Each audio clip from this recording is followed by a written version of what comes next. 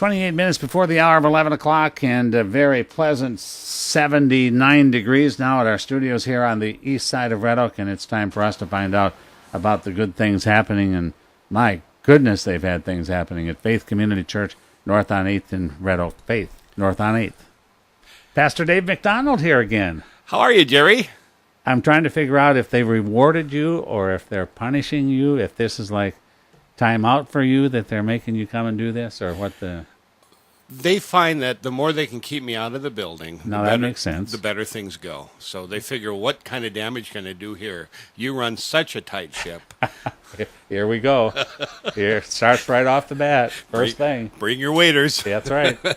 Get ready. Pastor Dave is here. So I got up this morning and I picked corn and we husked it, and I can't wait to get home for lunch because there's nothing like fresh sweet corn. Oh.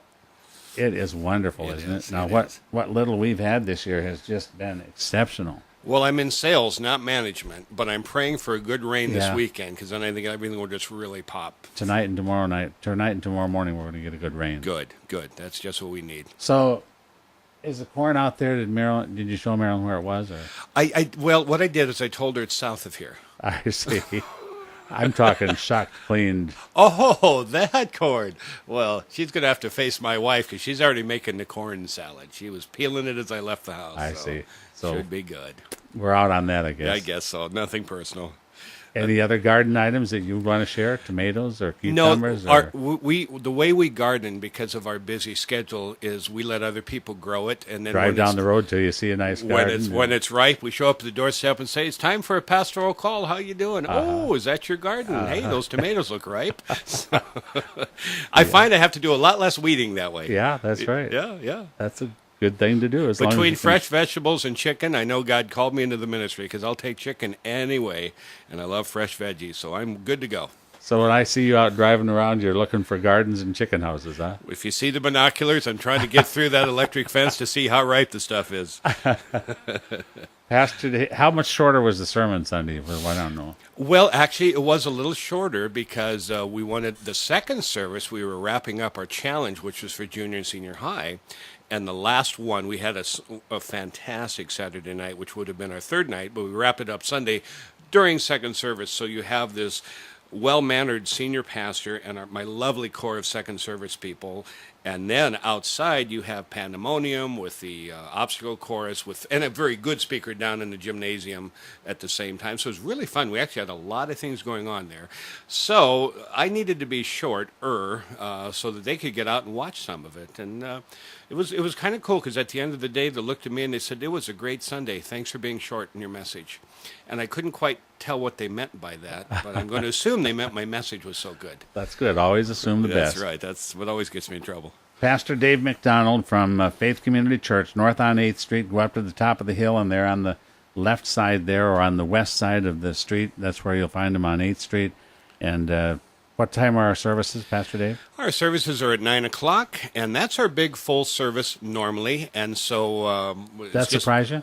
It does. For years, Jerry, because I've been here 17 years, for years, our second service was packed. And when we went to two services, we started at 8, then 8:30, then 9. And for the longest time, it was almost a 2-to-1 ratio, twice as many at the second service and at the first. And then all of a sudden, we didn't even change our schedule or anything. Later, we adopted our schedule because of it. We just saw the transfer. And all of a sudden, you had equal service attendance. And in a few weeks, it started to flip. And now today, the 9 o'clock service is pretty full. There's still always room, but we're full. And second service, lots of room. Probably 50 to 80 people. We have a great time of fellowship in there. But so 9 o'clock, 10:45 are our services. If you're a little crowd conscious, the 10:45 service is for you. Same service. We don't change anything except we actually were going to start tweaking a little and making a little more time for people to connect and get to know each other without it being threatening, because we're small enough of a core there. We want to have some benefits at second service you can't have at first with the full service. So there will be some changes in a couple weeks, but nothing threatening. All right, challenge is past, but not over, I hope, for a long, long time, because the impact of that will be felt. Oh, that's right. Our kids, because we really let our teens lead the teams. We have a volunteer core of adults that is spellbinding. Most of them are like me. They're old dogs and probably should be getting a good rate on that window that overlooks a squirrel feeder at the local nursing home. But it was just a great time. We had a young man named Alex Marquez who was a scholarship athlete at Wayne State, came and spoke, did a fantastic job. And it just was a great time, just wonderful. We're still feeling the good effects. And, of course, last night we began our VBS, and so we're kind of glowing off of that Sunday activity right into the first night of our VBS. Had about 90 kids, about 70 adults, just had a blast. We've got a drama going on, and it's completely run by our teenagers. And I had to break it to my wife. Well, she's in it. She's kind of the MC because Connie has to be in those things. I don't want, just between you and me, it's not going to go anywhere. Nope. She's a little bit of a prima donna, so she always likes to be in the act. Except for her, the rest are all teens, and they're just doing a fantastic job. So it's really fun. Now, challenge was last week, and about how many did you get involved in that? Oh, boy. I never heard final numbers. I'm going to guess 40 to 50 kids. See, that's just exceptional in today's world. It is. And what happens is, Jerry, when your friends are excited and they invite you, and you go to a place you know is safe, because it is safe. And we have kids that come who attend other churches. We love that. We're not out to swipe or swap sheep. We're here to just share the message of God's love through Christ. But yeah, we just laugh how that happens because Connie and I joke we're both a couple of old dogs. She really runs the youth program, and she's the one that makes it work. She's incredible at that. But we just laugh that here we are, and we see this kind of turnout, but more importantly, we see impact. Because you can have numbers and have no impact. You can bring in a dancing monkey and draw a crowd, but they kind of call me that once. But when you see an impact, that's when you know you're doing it for something eternal. So that was going to be my next question. What's the ultimate objective of Challenge? How will you realize that your prayer, your goal, your objective has been realized with Challenge? Well, it's like anything else. You faithfully broadcast the seed, like that story Christ told, but the results are in His hands. And as always, God is as real in my life as I let Him be, so I can have people around me who are really active. I can see an event that's quite fun for me, but at some point I decide personally what I'm going to do with that. So we try to set the stage in such a way, I don't know if that's a word, we try to arrange it in such a way that if a person decides, I want to come into a relationship with Christ, I want to grow in this walk, we are positioned to help them. And maybe a little snapshot of that is seeing a young person try and take that wall on at the challenge. And you got some kids that are going to automatically just shimmy over that wall. It's nothing. They're on the other side. They're ready for the next event. But then they realize the whole team has to get over that wall. And you'll see those fast athletic kids stop, turn around, and it'll occur to them, wait a minute, I got to help the rest of the team. And then you'll have other kids that kind of could do it who just need a little help. And sometimes you see that athletic kid get back up on top so he can help get them up to the top of the wall. Pretty soon you got some of them saying, wait, this person's going to even need help being lifted up at the front side of the wall. And you hold them as best as you can, and they eventually get that right leg over, and there they are at the wall. Sometimes you see fear, sometimes you see joy, but every time they hit the ground, they've got this look of utter satisfaction. I did it. There's a snapshot of why we do the challenge, how we support each other physically, mentally, emotionally, but also this is what it looks like when we're in love with Jesus Christ. We're better together than we are trying to fly solo. It's kind of a microcosm of the church overall, isn't it? It is exactly. We're all, when God first spoke in Scripture, He said, let us make man in our own image. God is all about community, Father, Son, Holy Spirit. Same person, same divine essence, but three distinct persons. And so God's about community. That's why when He made man, He said it's not good for man to be alone. And women will argue they have their opinion why God said it wasn't good for man to be alone, something to do with laundry. But reality, He knew that we needed others in our lives. Pastor Dave McDonald from Faith Community Church here in Red Oak, north on 8th Street. They're on the west side of the 8th Street there on the corner of Ratliff and 8th Street. Yeah. And they're right there in the corner, and they'd love to have you come and meet them. Challenge was for the older youth, and now, as you mentioned, we're into VBS. Last night was the first night. If my kids couldn't get there last night, Oh, no. You can come any night. Glad to have them. In fact, I misspoke last week because it's for pre-kindergarten all the way through grade 6. And you can come. We divide you up into teams. We take you to story time, game time. We take you into a music time. And we have the teens leading the singing. And they're so unbelievable, those young men and women. I tell them, you're not the church of tomorrow. You're the church of today. And they keep proving my point. And so it's just a fun evening. Jerry, we're also raising money for a missions project. We have a new children's center that's being built in Mongolia. Now, you and I remember the day when Mongolia was kind of the joke, like Siberia. It's in the middle of nowhere. Well, the country of Mongolia has opened up to the message of Christ. The country is going through changes that it took us 200 years to go through. They're going through those changes in the next 2 decades. So it's wide open. And so there's a community center we want to raise money for. And we always have the boys and girls. And by the way, adults, we'll take your money too. They bring in the change. We put them in barrels. And at the end of the night, we weigh them. And the one that gives the most, weighs the most, wins. At the end of the week, the winning either boys or girls get a special prize. And every penny goes to the project.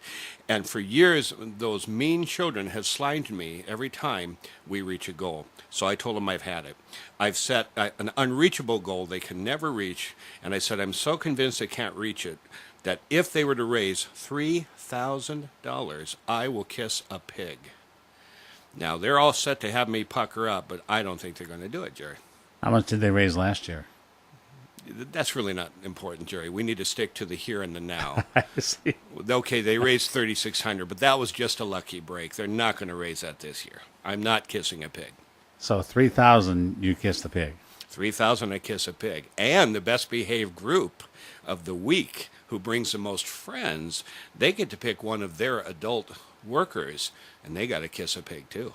And we haven't bothered telling the adults because we always believe in getting the volunteers first and then explaining how we're going to misuse them after they've committed to it.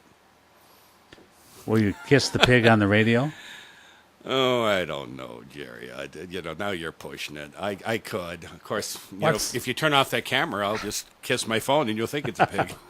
What does the money go for specifically then? There is what they're finding in the capital of Mongolia that's what's really connecting with people is helping.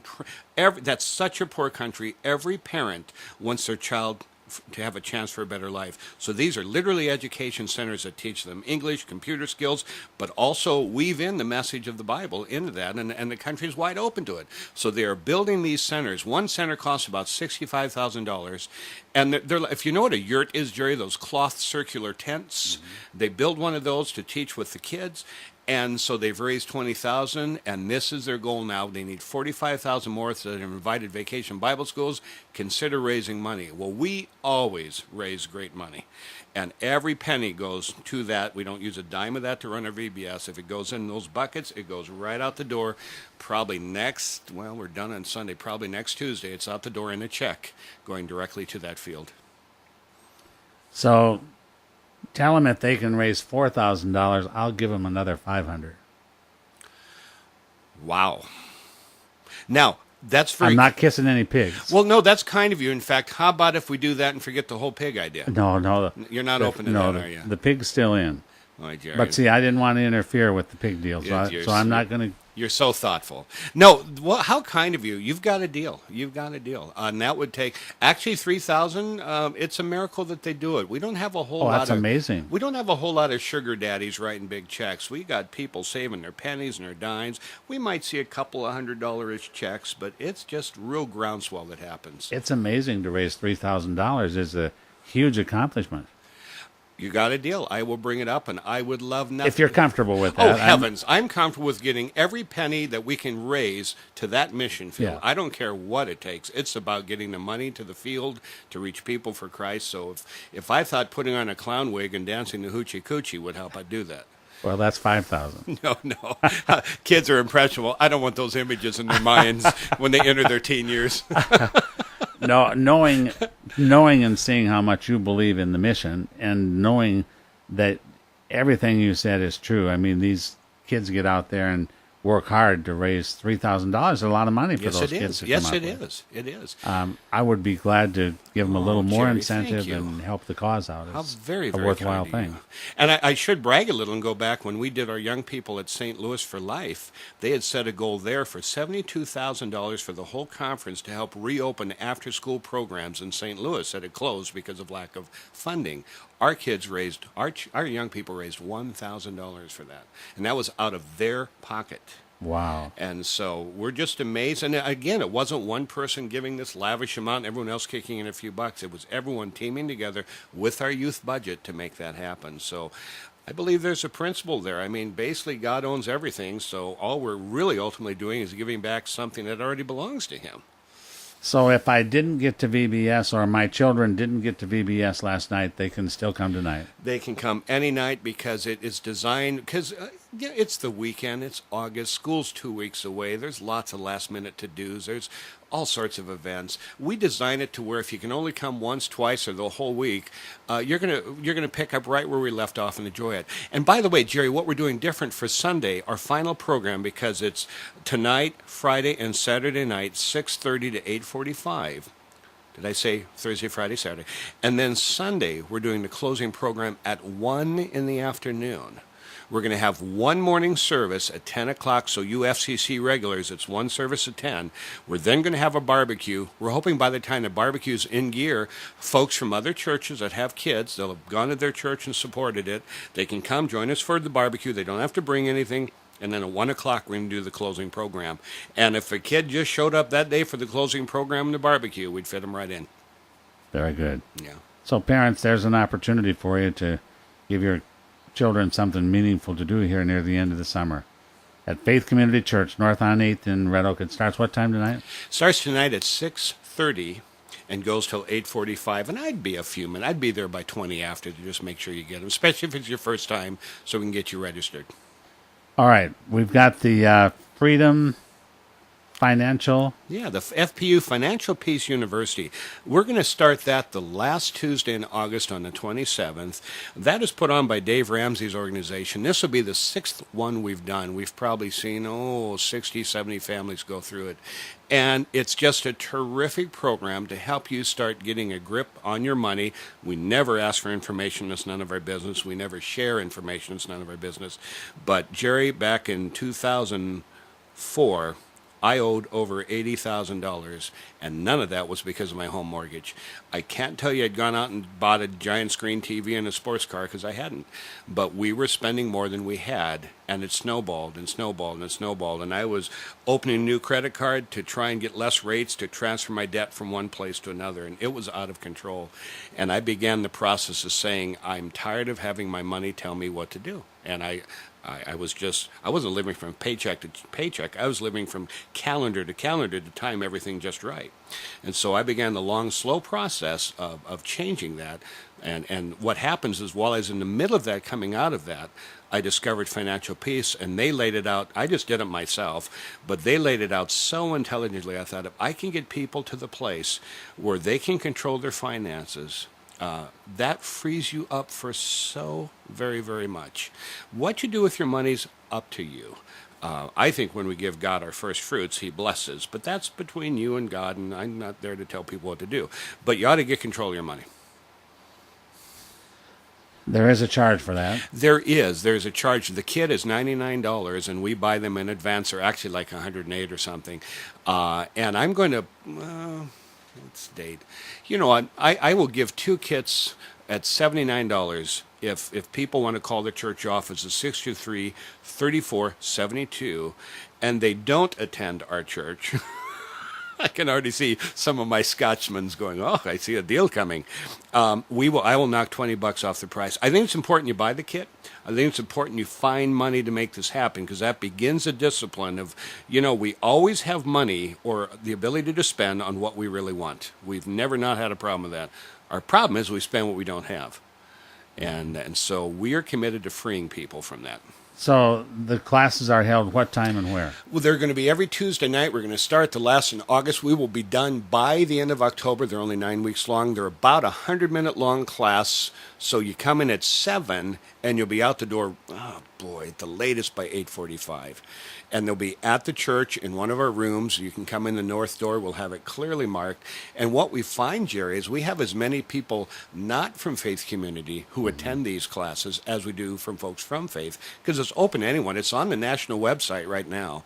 So anyone going on Dave Ramsey's site will see our name, our time, and when it begins. And anyone's welcome. So this is a video type presentation? It is. It's a DVD. Part of it, Dave and several people, Rachel Cruz, his daughter, John Acuff, several people help him teach that to us. But we actually have a time of breaking up and discussing it and digesting it together. So I'd say that the lecture, the DVD lecture, the presentation is like half of the class, and the other half is getting real to it, because we can all watch something, but until we start taking time to figure out, so what's that going to look like in my life? For instance, Jerry, if people learn to do just the first step of FPU, just step 1, which they could have done in less than 2 weeks if they applied themselves, it will make a huge difference in how they begin to think about their money. And you won't tell me what step 1 is. Nope. Well, actually, no, I won't. You can find out easy enough, but I'm not going to tell you. Call the church when the number is 623-3472. And we've already had one person call to sign up, and it's open, and there's no size limit. I would love to have more people than we have kits for and have to go and buy more kits. And we just keep buying the kits, and we usually lose a little money, but we don't care. And it's just, we're convinced it changes how you can treat your kids, how you treat your grandkids. It gets you thinking differently about money instead of I need it now. I find now I save up for stuff, and when I buy it, I pay cash. And there's several times I've gone into a place with cash, and their price was this, just did it last week. And we said, can you do it for that? And they knocked $10 off the price because I had cash in my hand. So. Is there ongoing requirement of the people who attend the... The ongoing requirement is your own discipline. It's like anything else, Jerry. You can go to the class, learn a lot, get stirred, and go home, and 2 weeks later do the same thing, kind of like a New Year's resolution. So it's up to you. But the support is in place for you to continue. I always stand ready to help any way I can. I have people in my church that will help you confidentially rethink through a budget, and I would never know what your budget is because I wouldn't do that. And so there is support in place for you to begin to change. It took me years to get out of my situation, but it's like anything else. You start, how do you eat an elephant? One bite at a time. And in time, all of a sudden, I was halfway up the hill going, you know what, this is possible. And then all of a sudden, I was up on top of the hill. And I found out, this is kind of weird, when you get on a hill, you can coast. Because now you start getting the wind in your face, or the wind in my hair if I had any, and you start going down and you start feeling a sense of freedom like you've never had before. I give differently today, Jerry, because I can. For years I couldn't because I didn't have the money. I was already committed to pink-slipped credit cards and situations, plus I would have emergencies that happen when you have 3 teenage girls, and I had no fun to get ready for those emergencies. Since I've gotten out of debt, I've had more emergencies than I can count. But I've never yet gone into debt because I've had the funds set aside. I'm ready for that. And I'll tell you one big emergency, Jerry, which shocks people every year. It's called Christmas. Because it always throws us off because we forget it comes every December 25th. I mean, how weird is that? I would think it would change. And so right around early November, we start shopping. We have this emergency.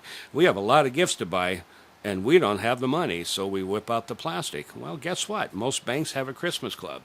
So I have money set aside every week for my Christmas club. I get a check the 1st of November, and I can cash and be Santa to my grandkids and my mooching adult daughters and everyone else and have a blast. Just a little point.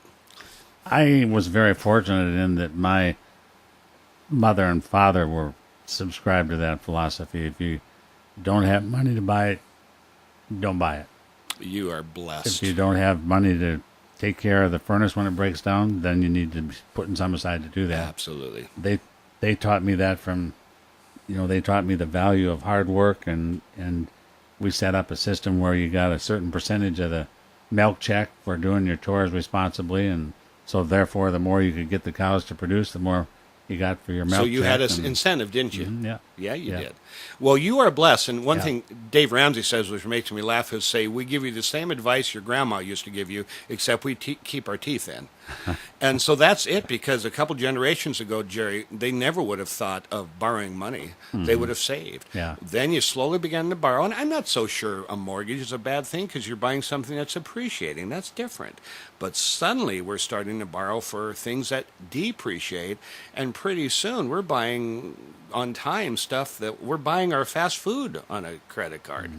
You know, stuff that won't even last the hour. And again, I'm not anti anything. I'm just saying I've only got so much money, and I'm in charge of how I spend it. Unless my debt overpowers me, then it's in charge of how I spend it. And I just say, get to the place where you can tell your money what to do.